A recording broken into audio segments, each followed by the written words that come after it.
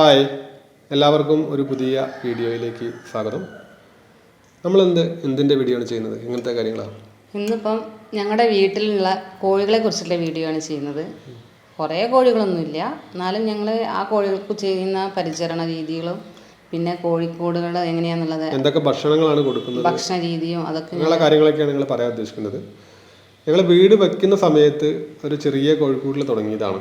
ഇപ്പം ഏകദേശം രണ്ട് കോഴികളുണ്ടായിരുന്നു അന്ന് തുടക്കത്തിൽ. അങ്ങനെ ഇപ്പം ഏകദേശം ഒരു 3 കൂടിൻ്റെ അടുത്ത് എത്തിയിട്ട് ഒരു 10-22 കോഴീൻ്റെ അടുത്ത് കുട്ടികളടക്കം ഏകദേശം ഒരു 10-15 ഉണ്ടാവും അല്ലേ? 25 കോഴികളടക്കം ഉണ്ട്. അപ്പോൾ ഞങ്ങൾ ചെയ്യുന്ന കാര്യങ്ങളൊക്കെയാണ് ഞങ്ങൾ വീഡിയോയിൽ പറയാൻ ഉദ്ദേശിക്കുന്നത്. പിന്നെ എല്ലാവരും ഒരു വീട്ടിൽ 2 കോഴിയെങ്കിലും വളർത്താൻ ശ്രമിക്കുക. എന്താ വെച്ചാൽ നമ്മളെ വീട്ടിലുള്ള വേസ്റ്റുകൾ, നമ്മളിപ്പോൾ മെയിനായിട്ട് ഭക്ഷണ പദാർത്ഥങ്ങളൊക്കെ ഒരുപാട് വേസ്റ്റുകൾ ഉണ്ടാവും. അപ്പോൾ അതൊക്കെ അവർക്ക് കൊടുക്കുകയാണെങ്കിൽ വളരെ വീട് വൃത്തിയായി കിട്ടും ചെയ്യും. അങ്ങനെയുള്ള കാര്യം. പിന്നെ അത്യാവശ്യം നമുക്ക് മുട്ടക്കൊക്കെ പുറമെ പോകേണ്ട ആവശ്യമില്ല.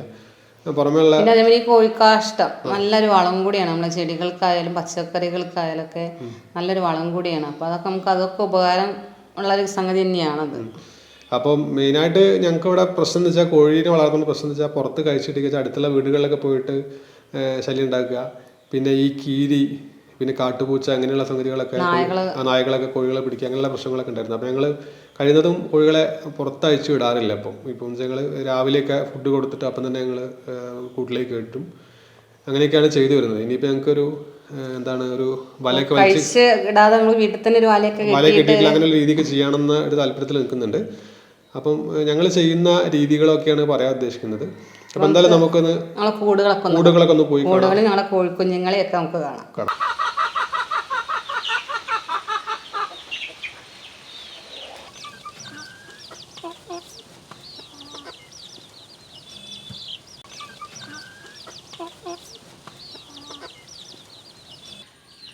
ഇതാണ് ഞങ്ങൾ വീട് വെച്ചപ്പോൾ ഉണ്ടായിരുന്ന കൂട്. ഇതിലിപ്പോൾ ഞങ്ങൾക്ക് ആകെ 3 കോഴികളേ ഉള്ളൂ ഇപ്പം.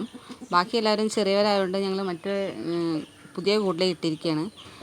അപ്പോൾ ഇതിൽ 10-20 കോഴിനൊക്കെ നമുക്ക് വേണമെങ്കിൽ വളർത്താം. അത്ര സൗകര്യമൊക്കെ ഉള്ളോട്ടുള്ള ഒരു കൂട് തന്നെയാണ്. ഇതാണ് ഞങ്ങളെ ആദ്യത്തെ കൂട്. 2 വർഷം വാങ്ങിയല്ലേ അല്ലേ? 2 വർഷമൊക്കെ കഴിഞ്ഞിട്ടുണ്ട്. ഫുൾ നെറ്റ് തന്നെയാണ്. അപ്പോൾ അതിന് ഞങ്ങൾ ഷീറ്റ് കെട്ടിയിരിക്കുകയാണ്. നമുക്ക് മഴയൊക്കെ ആകുമ്പോൾ അവർക്ക് നനവ് പറ്റാതിരിക്കാൻ വേണ്ടിയിട്ട് ഞാനൊരു ഷീറ്റൊക്കെ കെട്ടിയിട്ടുണ്ട്. അപ്പോൾ അതുകൊണ്ട് ഇപ്പോൾ ഞാൻ ഷീറ്റ് കഴിച്ചിട്ടില്ല. അപ്പോൾ ഇത് താഴെയുള്ളത് ഇപ്പോൾ ഒരു എത്ര മാസമായി ഉണ്ടാവും ഈ കോഴികൾക്ക്? മേലുള്ള കോഴികൾ പറയാം. മേലുള്ളത് 2 മാസത്തിലേ ഉണ്ടാവുള്ളൂ. 2 മാസമായിട്ടുള്ളൂ. താഴെയുള്ള കോഴികൾ ഇത് ഒരു 4-5 മാസമൊക്കെ 5 മാസത്തിൻ്റെ അടുത്ത് 5-6 മാസമായി. നമ്മൾ ലോക്ക്ഡൗണിൻ്റെ സമയത്ത് വിരിഞ്ഞ കോഴികളാണ്. ഇത് ഒരു 4 പൂവൻകോഴിയാണ്. പിന്നെ 2 പെടക്കോഴിയാണുള്ളത്. പിന്നെ ഇതിൻ്റെ മുകളിലുള്ള ഈ കോഴിക്കൂടിൽ ഇപ്പോൾ ഏകദേശം ഒരു 2 മാസമായിട്ടുള്ളൂ. ഇതിന് ആപ്പടെ 5 കുട്ടികളല്ലേ? 5 കുട്ടികളുള്ളത്. 5 കുട്ടികൾ. അത് എന്തൊക്കെയാണെന്നുള്ളത് കറക്റ്റ് ഞങ്ങൾക്ക് അറിയില്ല. എന്തായാലും എന്ത് കോഴികളാണെന്നുള്ളത് നോക്കിയില്ല. ഞങ്ങളിപ്പോൾ അടുത്ത് വാങ്ങിയൊരു കൂടുണ്ട്. ഏകദേശം ഈ കൂടിന് ഏകദേശം നമുക്ക് 8,000 രൂപേൻ്റെ അടുത്ത് വന്നിട്ടുള്ളത്. 1,500 അടുത്തായിട്ടുണ്ട്. ഏകദേശം നല്ല കൂടാണ്. 4 സൈഡും നമുക്ക് നെറ്റായിട്ടുള്ള കൂടാണ്. നല്ല എയർ സർക്കുലേഷൻ കിട്ടുന്നൊരു കൂടാണ്. ഞങ്ങൾ രാത്രി കാലങ്ങളിലൊക്കെ അത് കോഴികൾ പേടിക്കേണ്ട വെച്ചിട്ട് ഞങ്ങൾ ഷീറ്റൊക്കെ മറിച്ചിരിക്കുകയാണ്. ഫ്രണ്ട് മാത്രമേ ഓപ്പൺ ചെയ്തിട്ടുള്ളൂ. ഈ ഫ്രണ്ട് ഞങ്ങൾ രാത്രി ക്ലോസ് ചെയ്യും. ഷീറ്റ് വെച്ചിട്ട് ഞങ്ങൾ അടച്ചത്. കോഴികൾ രാത്രി ആകുമ്പോൾ ശരിക്കും നമ്മൾ ഷീറ്റ് വെച്ച് മൂടിയില്ലെങ്കിൽ ഒറ്റയ്ക്ക് ഭയങ്കര പേടിയുള്ള ഒരു ജീവികളാണ്. അപ്പോൾ കഴിയുന്നത് നിങ്ങൾ ഇതേമാതിരി ഇങ്ങനെ ഓപ്പൺ ആയിട്ട് ഇടാതിരിക്കുക. എന്തെങ്കിലും നെറ്റാണെങ്കിലും അതിൻ്റെ ഫ്രണ്ട് ഭാഗം ഒന്ന് ക്ലോസ് ചെയ്യാൻ ശ്രമിക്കുക. തണുപ്പൊക്കെ ആകുമ്പോൾ പൊതുവേ എന്നുവെച്ചാൽ രാത്രി ഇവർക്ക് എന്തെങ്കിലും ശബ്ദമൊക്കെ കേൾക്കുമ്പോൾ ഭയങ്കര പേടിയൊക്കെയാണ് ഉണ്ടാവുമല്ലോ. അപ്പോൾ കഴിയുന്നത് നമ്മൾ ഒക്കെ മറിച്ച് അവർക്ക് ഇരുട്ട് കൊടുക്കുന്നതാണ് ഏറ്റവും സേഫായൊരു കാര്യം തന്നെയാണ്. അപ്പോൾ അങ്ങനെയൊക്കെ ചെയ്യാം. ഞങ്ങൾ അങ്ങനെയൊക്കെയാണ് ചെയ്യാറ്. ഞങ്ങൾ ഇവർക്ക് രാത്രിയാകുമ്പോൾ മറിച്ചൊക്കെ കൊടുത്ത് നല്ല സേഫ്റ്റി ആക്കിയിട്ടാണ് ഞാൻ ഇവിടുന്ന് പോകാറുള്ളൂ. പിന്നെ ഇവരൊക്കെ കുറച്ച് നേരം ഞങ്ങൾ കഴിച്ചിട്ടുള്ളൂ. ഭക്ഷണം കൊടുക്കാൻ നേരത്തെ മാത്രം കഴിച്ചിട്ട് അവരോട് കൂട്ട് കയറാൻ പറഞ്ഞാൽ അവർ ഇപ്പോൾ കൂട്ട് കയറുന്നുണ്ട്.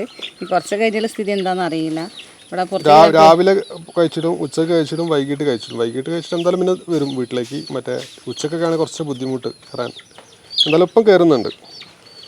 ഇനി നമുക്ക് അടുത്ത കൂട് നോക്കാം. ഇതാണ് ഞങ്ങൾ പുതിയത് വാങ്ങിയ കൂട്. ഏകദേശം ഒരു 7,500-7,800 രൂപേൻ്റെ അടുത്ത് ഏകദേശം വില വന്നിട്ടുള്ളൊരു കൂടാണ്. 2 തട്ടായിട്ടുള്ള കൂട്. നമുക്ക് അത്യാവശ്യം ഒരു 10-20 കോഴികളൊക്കെ വളർത്താൻ പറ്റുന്നൊരു കൂടാണ്. അപ്പോൾ അതിൽ മുകൾ ഭാഗത്തുള്ള കോഴിയിൽ ഒരു എത്ര മക്കളുണ്ട്? അത് മൊത്തം 11 മക്കളുണ്ട്.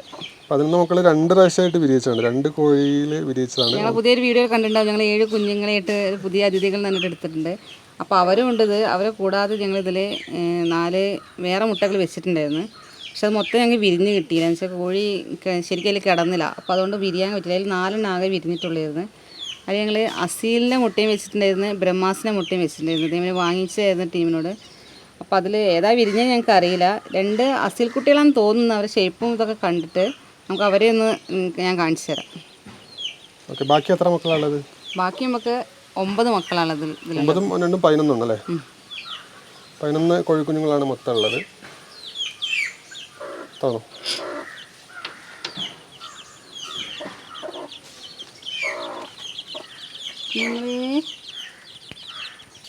ഇത് 2 അസീലിൻ്റെ കുട്ടികളാണെന്നാണ് വിചാരിക്കുന്നത്. എന്തായാലും ഞങ്ങൾ ആദ്യമായിട്ടാണ് ഇങ്ങനെ ചെയ്ത് നോക്കിയിട്ടുള്ളത്. പക്ഷെ അവരെ വെച്ച് വ്യത്യാസമുണ്ട്. ഇവർക്ക് കണ്ണിൻ്റെ അവിടെയൊക്കെ ഒരു പ്രത്യേകത തന്നെ തോന്നുന്നുണ്ട്. പിന്നെ അവരുടെ തൂവലിന് തന്നെ ഒരു പ്രത്യേക ഒരു ഇതുണ്ട്. നമ്മൾ സാധാ കോഴികളെ അപേക്ഷിച്ച് വ്യത്യാസം തന്നെ നമുക്ക് തോന്നുന്നുണ്ട്. അതുകൊണ്ടാണ് ഞങ്ങൾക്ക് അസീലാണെന്നുള്ള പ്രതീക്ഷയിലാണ് ഞാൻ നിൽക്കുന്നത്. ഇവർ 2 പേരും. അല്ല, അസീലിൻ്റെ അവിടെ നിന്ന് മേടിച്ചാൽ എന്തായാലും അസീൽ നമ്മൾ ബ്രഹ്മാസല്ലേ മേടിച്ചത്. അപ്പോൾ എന്തായാലും ഏതെങ്കിലും ഒന്നായിരിക്കില്ല എന്തായാലും. ഇത് ഞാൻ ഇന്നലെ എൻ്റെ വീട്ടിൽ നിന്ന് കൊണ്ടുവന്നൊരു കോഴിയാണ്. അതുകൊണ്ടാണ് ഇതിനെ ഒറ്റയ്ക്ക് ഒരു കൂട്ടിലിട്ടിരിക്കുന്നത്. പക്ഷെ അതിപ്പോൾ പുറത്തേക്കൊന്നും വിട്ടാൽ ചിലപ്പോൾ തിരിച്ച് വരാൻ വഴിയൊന്നും അറിയില്ലല്ലോ എന്ന് കരുതിയിട്ടിട്ടതാണ്. അപ്പോൾ അത് മുട്ടയിടുന്ന കോഴിയാണ്. ഇപ്പോൾ മുട്ടയിടാൻ തുടങ്ങിയിട്ടേ ഉള്ളൂ. വീട്ടിൽ അമ്മ പറയാൻ 2 ദിവസമായിട്ടുള്ള മുട്ടയിടാൻ തുടങ്ങിയിട്ടുള്ളൂ എന്ന് പറഞ്ഞു. അപ്പോൾ ആ കോഴിയെ ഞാൻ അങ്ങോട്ട് കൊണ്ടുവന്നിരിക്കുകയാണ്. അപ്പോൾ എനിക്ക് ഇതേമാതിരി ഇനിയും കോഴിക്കുഞ്ഞുങ്ങളെ കൂടുതൽ ഉണ്ടാക്കണം എന്നുള്ളൊരു ആഗ്രഹം കൊണ്ട് കൊണ്ടുവന്നത് തന്നെയാണ്. നമ്മൾ കോഴിക്ക് കൊടുക്കുന്ന ഭക്ഷണത്തെ പറ്റിയിട്ടൊന്ന് പറഞ്ഞിരിക്കുകയാണല്ലോ. കോഴിക്ക് എന്ന് പറഞ്ഞാൽ ഞങ്ങൾ ഫസ്റ്റ് സ്റ്റാർട്ടർ തന്നെ നമ്മൾ വാങ്ങിക്കൊടുക്കാറ്. കുട്ടികൾക്ക് കൊടുക്കുന്നത്. പിന്നെ വീട്ടിലെ ഫുഡ് തന്നെ മെയിനായിട്ട് ഞങ്ങൾ ഈ ഫുഡ് ഞങ്ങൾ അങ്ങനെ വാങ്ങിക്കാറില്ല. ഇത് ഗ്രോവർ ഐറ്റം ആണത്. അല്ല, ലെയർ അല്ലേ? ഇത് ഞങ്ങൾ അങ്ങനെ വാങ്ങിക്കാറില്ല. ഞങ്ങൾ സാധാരണ വീട്ടിൽ നമ്മൾ അരി, ഗോതമ്പ്, അതേമാതിരി എന്തെങ്കിലും ഇങ്ങനെ ചോറൊക്കെ ബാക്കി ഉണ്ടാവില്ലേ വീട്ടിലെ. അപ്പോൾ അതൊക്കെ നല്ല ചോറൊന്നും നമ്മൾ കറി ഇല്ലാതെ കൊടുക്കരുത് പറയും കോഴികൾക്ക്. അപ്പോൾ നന്നാക്കി കറിയൊക്കെ കൂട്ടി കുഴച്ച് നല്ല ഇതാക്കിയിട്ടാണ് ഞങ്ങൾ കോഴികൾക്ക് കൊടുക്കാറ്. അപ്പോൾ അതുകൊണ്ട് നമുക്ക് ചോറൊന്നും അധികം വേസ്റ്റ് ഉണ്ടായാലും ടെൻഷനൊന്നുമില്ല. എന്ന് വെച്ചാൽ ഇവരുണ്ടല്ലോ എന്നുള്ള സമാധാനത്തിൽ ഇത്തിരി അധികം ചോറായാലും ടെൻഷൻ അടിക്കാനൊന്നുമില്ല. അപ്പം ഇങ്ങനെ കോഴികളുണ്ടായാൽ നമുക്ക് അങ്ങനെ ഒരു ഗുണമുണ്ട്. എന്ന് വെച്ചാൽ വെറുതെ വേസ്റ്റ് പുറത്തേക്ക് കളയാതെ ഇവരൊക്കെ ആകുമ്പോൾ ഈ അടുത്തുള്ള ഈ എന്താണ് മില്ലിൽ നിന്നൊക്കെ നമ്മൾ തവിടൊക്കെ കളക്ട് ചെയ്യാറുണ്ട്. നമ്മുടെ ഈ നെല്ല് കുത്തിയതേ. അപ്പോൾ അതും കൂട്ടി കുഴച്ച് അത് നല്ലതാണ് കോഴികൾക്ക് കൊടുക്കുന്നത്. സ്ഥിരമായിട്ട് ഈ ചോറ് കൊടുത്താൽ കോഴി നെയ്യ് വെക്കുന്നുള്ള കംപ്ലൈൻറ്റ് പറഞ്ഞുകൊണ്ട് ഞങ്ങൾ അതിൻ്റെ കൂടെ തന്നെ ഞങ്ങൾ കുറച്ച് ഈ തവിടും കൊടുക്കാറുണ്ട്. പിന്നെ വെറും അരി മാത്രം കൊടുക്കരുത്. എന്നുവെച്ചാൽ അതിൻ്റെ ഇടയിൽ കുറച്ച് ഗോതമ്പൊക്കെ കൊടുക്കുക. വെറും അരി കൊടുത്താലും ഇതേമാതിരി നെയ്യ് വെക്കുന്നൊരു ടെൻഡൻസി കൂടുതൽ. മുട്ടയിടൽ എണ്ണം കുറയുമെന്ന് പറയും അരി മാത്രമാകുമ്പം. അപ്പോൾ അതിലിടയ്ക്ക് നമ്മൾ ഗോതമ്പ് കൊടുക്കുക. അപ്പോൾ അതിനനുസരിച്ച് വ്യത്യാസം വരും. മുട്ടയുടെ എണ്ണവും കൂടും. ഇടയ്ക്ക് മുട്ടയിടാനുള്ള ഇത് ഉണ്ടാവും ഗോതമ്പ് കൂടി കൊടുത്താൽ. അപ്പോൾ അതൊക്കെ ഞങ്ങൾ ശ്രദ്ധിക്കുന്ന കാര്യങ്ങൾ കുറേയൊക്കെ അല്ലേ. പിന്നെ വാക്സിൻ ഒന്നും ഞങ്ങൾ ചെയ്യാറില്ല കേട്ടോ. ഒരു സാധനം ചെയ്യാറില്ല. ഞങ്ങൾ സാധാരണയുള്ള ഇത് തന്നെയാണ് ചെയ്യാറ്. വേറെ ഒന്നും ഞങ്ങൾ ഇനി അഥവാ എന്തെങ്കിലും ചെറിയൊരു തൂക്കലും മാതിരിയൊക്കെ തോന്നുകയാണെങ്കിൽ ചിലപ്പോൾ ഇതുവരെ എനിക്കങ്ങനെ പ്രശ്നങ്ങൾ ഉണ്ടായിട്ടില്ല. ഇതുവരെ ഉണ്ടാവണ ഞങ്ങൾ വെച്ചാൽ മരുന്ന് ഇവിടെ മൃഗാശുപത്രിയിൽ പോയി മരുന്ന് വാങ്ങിക്കാറുണ്ട്. അത് തുള്ളി മരുന്ന് എന്തെങ്കിലും അത്ര ഗതിയായിട്ടാണ് കൊടുക്കാറ്. പക്ഷേ ഇതുവരെ എനിക്കങ്ങനെ അങ്ങനത്തെ ഒരു കേസ് ഇതുവരെ വന്നിട്ടില്ല. കംപ്ലൈൻറ്റുകളൊന്നും വരാറില്ല എന്തായാലും. പിന്നെ ഞങ്ങൾ ഇടയ്ക്ക് മഞ്ഞൾപ്പൊടി ആക്കിയിട്ട് വെള്ളത്തിലാക്കി കലക്കി കൊടുക്കും. അങ്ങനെയുള്ള ചില കാര്യങ്ങളൊക്കെ ചെയ്യുന്നുണ്ട്. പിന്നെ വളരെ നമ്മൾ പുറത്ത് വിടാത്ത കോഴികളാണ്. അങ്ങനെ ഒരു വലിയ കംപ്ലൈൻറ്റുകളൊന്നുമില്ല. നമ്മൾ പുറമെ നിന്ന് വിടുന്ന കോഴികളാകുമ്പോഴാണ് കൂടുതൽ കംപ്ലൈൻറ്റുകളൊക്കെ വരും. എന്തായാലും അങ്ങനെ കൂടുതലായിട്ടുള്ള കംപ്ലൈൻറ്റുകളൊന്നും കണ്ട് നമ്മൾ 1-2 മണിക്കൂറൊക്കെ ഞങ്ങൾ പുറത്ത് വിടാറുണ്ട്. ഞങ്ങൾ നോക്കി നിൽക്കും. ദൂരേക്കൊന്നും പോകാതെ ഞങ്ങൾ മുറ്റത്തൊക്കെ ചെടീൻ്റെ ഇടയിലൊക്കെ ആയിട്ട് അവർ പുല്ലൊക്കെ കുറേ കഴിക്കാറുണ്ട്. പിന്നെ പുല്ല് മുറിച്ചിട്ട് കൊടുക്കാറുണ്ട്. പുല്ല് ഇലകളൊക്കെ അല്ലേ ചെറിയ പീസാക്കിയിട്ടൊക്കെ ഞങ്ങൾ മുറിച്ച് കൊടുക്കാറുണ്ട്. നമ്മൾ പപ്പായയുടെ ഇല, വാഴയുടെ ഇല ഭയങ്കര ഇഷ്ടമാണ്. നല്ലതുമാണ് അവർ കഴിക്കുന്നത്. മുരിങ്ങയുടെ ഇല, മുരിങ്ങയിലൊന്നും കിട്ടാനില്ല. എന്നാലും കിട്ടുന്ന സംഗതികൾ ഞങ്ങൾ കുറച്ചും കൊടുക്കാറുണ്ട്. അത്രയും കാര്യങ്ങളൊക്കെയാണ് ഞങ്ങൾ കോഴിയുടെ കാര്യത്തിൽ ശ്രദ്ധിക്കാറുള്ളത്. അങ്ങനെ കൂടുതലായിട്ട് ഞങ്ങളത് കെയർ ചെയ്യുന്ന സംഗതിയൊന്നുമില്ല. അത്യാവശ്യം അങ്ങനെ അത്ര ഒരു കംപ്ലൈൻറ്റുകളൊന്നും വരാറില്ല. ചെറിയ ഇടയ്ക്ക് തൂക്കല പ്രശ്നങ്ങളൊക്കെ ഉണ്ടാകുമ്പോൾ ഞങ്ങൾ അടുത്തുള്ള മൃഗാശുപത്രിയിൽ പോയിട്ട് അവിടുന്ന് മരുന്ന് വാങ്ങുകയാണ് ചെയ്യാറ്.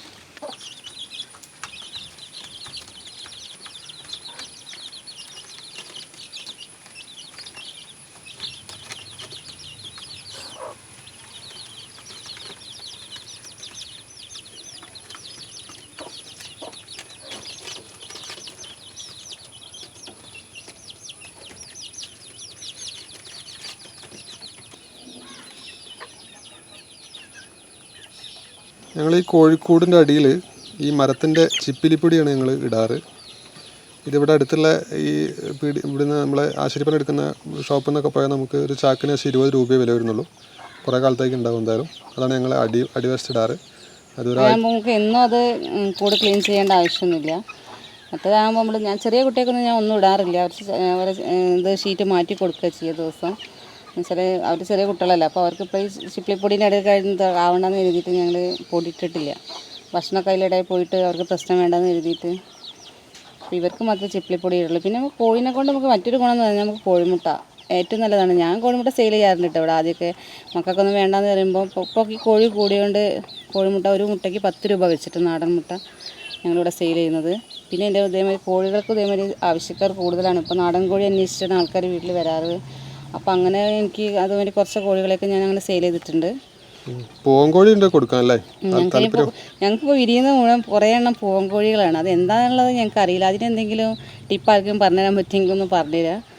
അപ്പോൾ എന്നുവെച്ചാൽ മുട്ടയിൽ നിന്ന് വെക്കുന്ന രീതിയൊക്കെ ഉണ്ടാകും. ചിലപ്പോൾ എന്നോട് അമ്മയൊക്കെ പറയാൻ നീളമുള്ള മുട്ട വെക്കരുത്, നീളമുള്ള മുട്ട വെച്ചാൽ നമുക്ക് എന്താണ് പൂവൻകോഴികളാവും എന്നൊക്കെ. പക്ഷെ ഞാനത് ശ്രദ്ധിക്കാതെയാണ് വെക്കാറ്.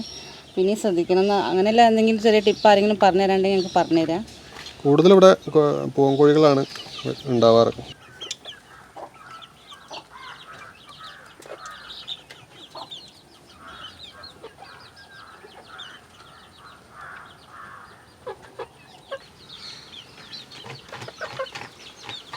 അപ്പം ഞങ്ങളുടെ കോഴികളെ കുറിച്ചിട്ടുള്ള ഈ വീഡിയോ ഇവിടെ അവസാനിക്കുകയാണ്.